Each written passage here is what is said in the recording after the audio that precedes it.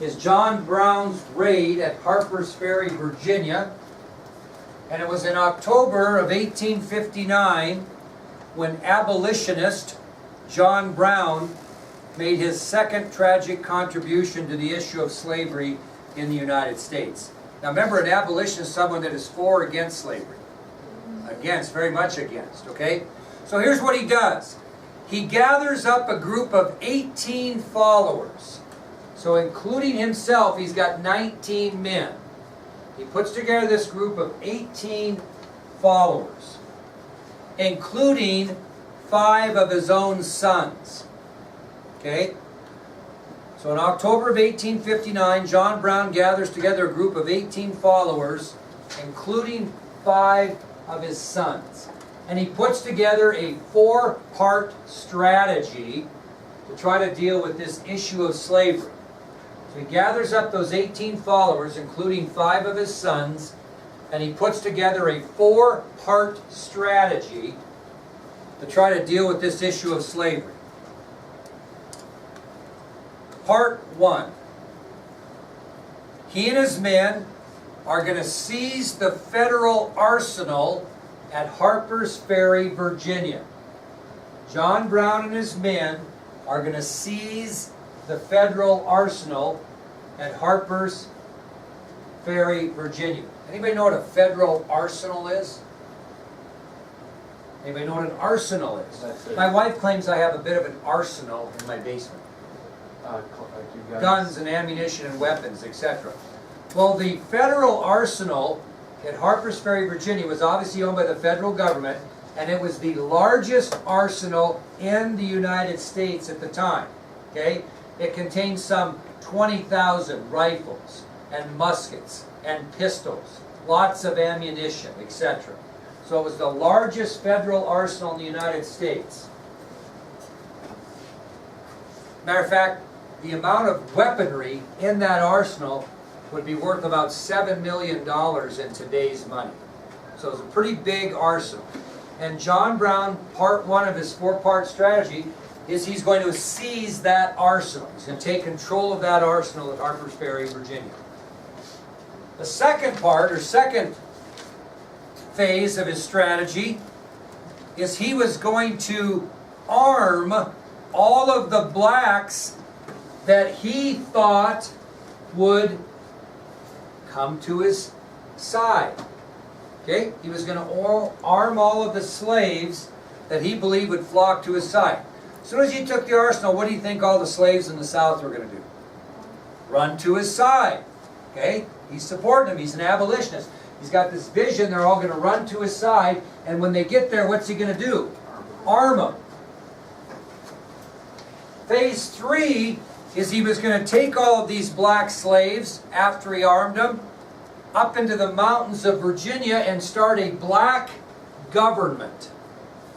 Okay, he was going to take all of these slaves that would swarm to his side, he would arm them, and then part 3, he would establish a black government in the mountains of Virginia.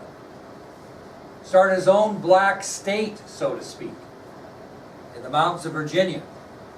And what do you think the 4th thing Seiji was going to do? Once he got those guys up there and got them organized in a government and trained them all in the use of those weapons, what was he going to do? How? He was going to fight. He was going to take all those black slaves and wage his own personal war against the South. That was his plan. Goofy, but that's what he had in mind. So, he's going to seize the federal arsenal at Harper's Ferry, Virginia. Largest federal arsenal in the nation. 20,000 guns, muskets, pistols at a value of about $7 million in today's dollars. He then was going to arm all those slaves that he was certain would flock to his side. He then was going to take all those slaves up in the mountains of Virginia and establish a black government. And finally, he was going to train those slaves and wage his own personal war against the South and against slavery. Well, how's it work? Okay? Well, first of all, they attacked the federal arsenal at Harper's Ferry, and because it's so poorly defended, they don't have any troubles getting in. So because it's poorly defended, they have no troubles getting in. But here's the problem. So Adrian and I are going to go to the local farm out here. We're going to find the orneriest bull we can find, and we're going to have a slap the bull contest. And I'm going to say to Adriana, hey, guess what, dear? I'm going to go first. And I'm going to sneak out there behind that bull when he's not looking, and I'm going to slap him as hard as I can on the hindquarters. And I'm going to turn and run back for the gate and hope that he doesn't catch me. Well, he wasn't awake, really, was he? Now it's Adriana's turn. So I'll bet you when she goes and tries to slap the bull, he's going to be knowing what's going on, and I'm not sure she's going to make her to the gate.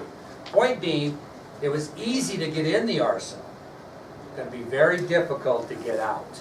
Okay, because what's going to happen once they find out that John Brown seized the federal arsenal, Mackenzie? What are they going to do? They be in the government. What are they going to do?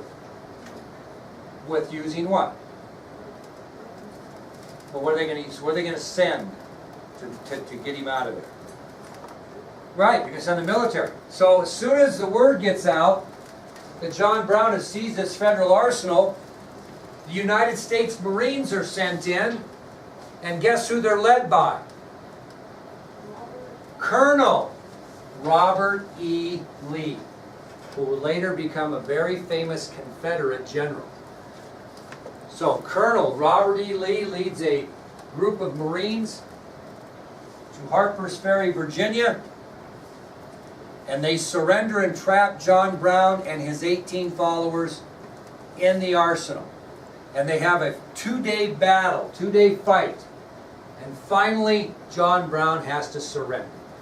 So, as soon as it's found out that John Brown got into the federal arsenal, and guess, by the way, who didn't show up? All those slaves that he thought were going to show up to his side didn't make it. They weren't going to do that. He was a little bit overestimating himself there.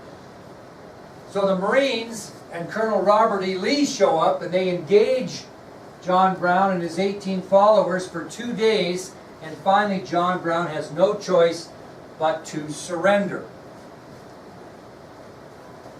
So after that 2-day ordeal, Brown surrenders to Colonel Lee at Harper's Ferry. Unfortunately for Brown, 10 of his 18 men are killed.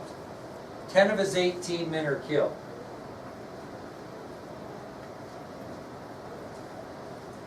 And your next question might be, what happened to his kids?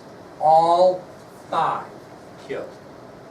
So he lost 10 men at Harper's Ferry, including all 5 of his sons. All 5 were killed. Well, what happens to Brown? He's arrested for what? Treason. He's tried for treason. He's convicted of treason, and he's sentenced to hang by the neck until dead. Okay? So John Brown is arrested for treason. He is tried for treason. He is convicted of treason, and his sentence is to hang by the neck until dead. So where's he go until his hanging? Jail. And in his cell, just prior to his hanging, he left a note. Okay? So prior to his hanging, as he's sitting in his cell waiting for his hanging, he leaves a note. Now this is what it said in the note. I don't want you to write this down. I guess you can if you want to. We don't have to. And you tell me, though, what you think it means. That's what I want to know. So this is what he says in a note he left in his cell prior to his hanging. He says, quote, I, John Brown, am now quite certain that the crimes of this guilty land will never be purged away but with blood. Okay, let me read it again. I, John Brown, am now quite certain that the crimes of this guilty land will never be purged away but with blood. What's he referring to? It's going to end With what? with the war. He's predicting the Civil War, and he's right. He's predicting the Civil War. Well, on December 2nd of 1859, John Brown was hanged by the neck until dead. On December 2nd, 1859, John Brown was hanged by the neck until dead. Hey, Mr. Wolf, I want you to tell me what this means in your mind. After his hanging, he was known as the terrorist in the South who became the martyr of the North. He became known as the terrorist of the South who became the martyr of the North. Anybody know what a martyr is? Someone who dies for their wafer. Dies for their cause. So in one set of the country, he's a what? Hero in the North. He's the martyr of the North. But in the South, he was simply a terrorist. So people remember John Brown in different ways depending on where they live. In the South, he was nothing but a terrorist. In the North, he was a martyr. Funny how your legacy can be different by your viewpoints of those around you. Okay, that'll take us to the election of 1860. This is a very important election. Definitely will be on your test, so you might want to pay close attention. And it'll be on your test in the form of kind of essay. You'll have to kind of write about it. So make sure you get things down. I'll make sure you do. Well, this is an interesting election because you're going to have 4 different candidates in this election. 4. And they're going to represent 3 different parties. 4 candidates, 3 parties. Here's how it works. The Democratic Party was really split over the issue of slavery. The Democratic Party was really split. How do you think the Southern Democrats, how'd they feel about slavery? They wanted it everywhere, right? Slavery is what we want. How about the Northern Democrats? And I'll give you a hint because the man they're going to nominate for president, the Northern Democrats, is going to be Illinois Senator Stephen Douglas. What was his viewpoints on slavery? What? Yeah, or popular sovereignty. So, because there were such differences in the viewpoints on slavery in the Democratic Party, the Northern Democrats nominate Stephen Douglas, and the Southern Democrats nominate Vice President John C. Breckinridge, who was James Buchanan's vice president. So we already have 2 candidates, but 1 party. Okay? So the Democrats are split. The Southerners who support slavery nominate Vice President John C. Breckinridge for president. The Northerners who believe that slavery should be decided by popular sovereignty nominate Illinois Senator Stephen Douglas. Anytime you have a split in a party, who does that benefit? The other party. Okay? Now, the Republican Party was pretty well put together. The only problem they had is they couldn't make a very easy choice. It was either going to be Abraham Lincoln or it was going to be Governor William Seward of New York. One of those 2. But they were having a hard time making up their mind. That didn't mean they had a split in their viewpoints. It meant that they couldn't decide which one would be better. Now, if I talk to you about going to a convention and having a first ballot and a second ballot, how that works, have I talked to you about that? Yeah. A little bit, I think, but I'll go through it again. So when you go to a convention, and I'm just going to compare the election of 1960 to this election of 1860 so it ties in.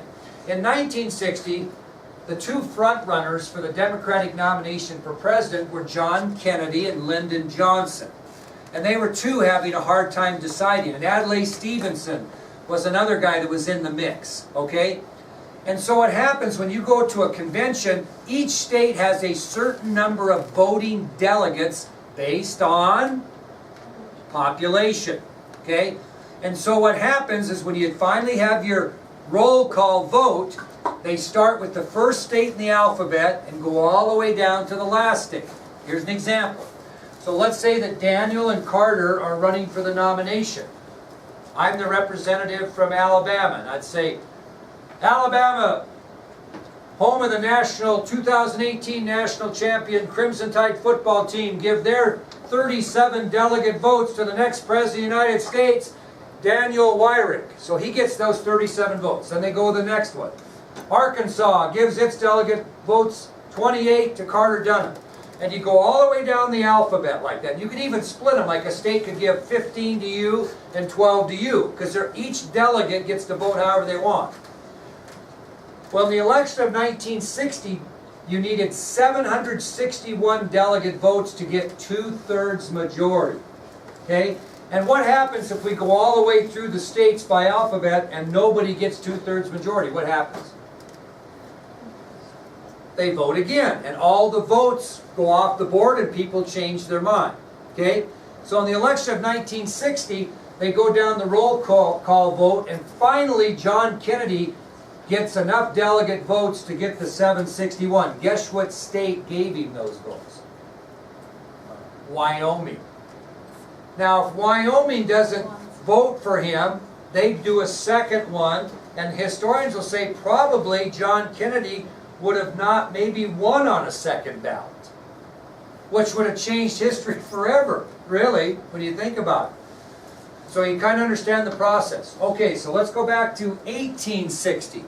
It's between Seward and between Lincoln.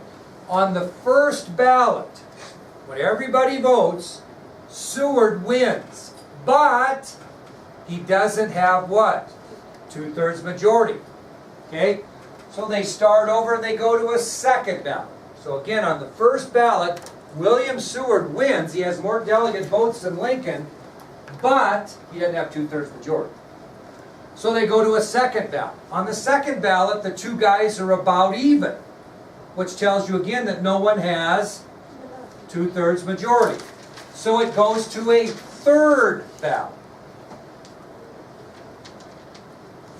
And on the third ballot, Lincoln wins, but he's 2 votes short of 2/3 majority. So it goes to a fourth ballot. So on the first ballot, Seward wins, but he doesn't have 2/3 majority. Second ballot, they're about even. So obviously it goes to a third ballot in which Lincoln wins, but he's 2 votes short. So finally on the fourth ballot, Lincoln wins the nomination with 2/3 majority. That's has not happened since. It took 4 ballots to choose between these two. Now let's think about this. Does that show that we have a little instability in this election? I mean, you got the Democratic Party split. It took 4 times to decide which Republican. So if you're a third party, this is the time to jump in because you might have a chance. So the old Whig Party gets together and they form a brand new political party called the Constitutional Union Party. And they nominate Senator John Bell from Tennessee for the presidency. So now you're going to have 4 candidates, 3 parties. Again, the old Whig Party gets together and they form the Constitutional Union Party, and they nominate Tennessee Senator John Bell for the presidency. So you've got the Democratic Party, the Republican Party, and the Constitutional Union Party. But you got 4 candidates. Southern Democrats, John C. Breckinridge. Northern Democrats, Stephen Douglas. Republicans, Lincoln, and Constitutional Union, Bell. Now, we all know that electoral votes count, right? And they're based on what? Population. Where do most people in the United States live in 1860? In the North or in the South? North, no question, the North. So the key to this election is going to be who wins the most northern states. So really, who's this race really between? Lincoln and Douglas. Okay? So let me ask you this question. Are any southern states going to vote for Lincoln? No. Are any southern states going to vote for Douglas? No. So here's how the election goes. John Bell, Senator Bell from the Constitutional Union Party, wins 3 southern states. Virginia, Tennessee, and Kentucky. Virginia, Tennessee, and Kentucky all go to John Bell. Virginia, Tennessee, and Kentucky go to John Bell. Who wins the rest of the South? Every other southern state. What? John C. Breckinridge wins all the rest of the South. Neither candidate wins a northern vote, which means what? They have no shot to to win the presidency. Okay? So it all comes down to Douglas and Lincoln. How do you think it went? Of the northern states, what percentage do you think Douglas would have won? What is your guess? Of 100% of the northern votes, how many percent did he win? 3? 33? 16. 60? No, 16. Oh, 16. Well, you might be both kind of close. Douglas only carries 2 states. 3% might have been closer, I don't know. Missouri and New Jersey. Which tells you what? He only won 2 states, northern states. What's that? Lincoln's going to get the rest, but who doesn't win their home state? Lincoln does. Where's he from? No, he's born there. Where's Illinois? They're both from Illinois. But I mean, home state isn't where you were born. Home state's where you're serving. So both are from Illinois, right? Lincoln gets even with Douglas from the Senate race because Lincoln wins all of the North with the exception of Missouri and New Jersey. And with that big-time victory, Abraham Lincoln wins and becomes the nation's 16th and probably most popular president we've ever had. According to the rankings right now, if you look up rankings, Lincoln's always won. Okay, so Lincoln becomes the 16th president of the United States, mainly because he won all the North in the election. Okay? All right. Tomorrow, we'll start to talk about drifting towards civil war, the South beginning to secede, fall of Fort Sumter, etc. So we will lecture for about 20 minutes tomorrow. We will review for about 30 minutes tomorrow, and then we'll have a test on Thursday.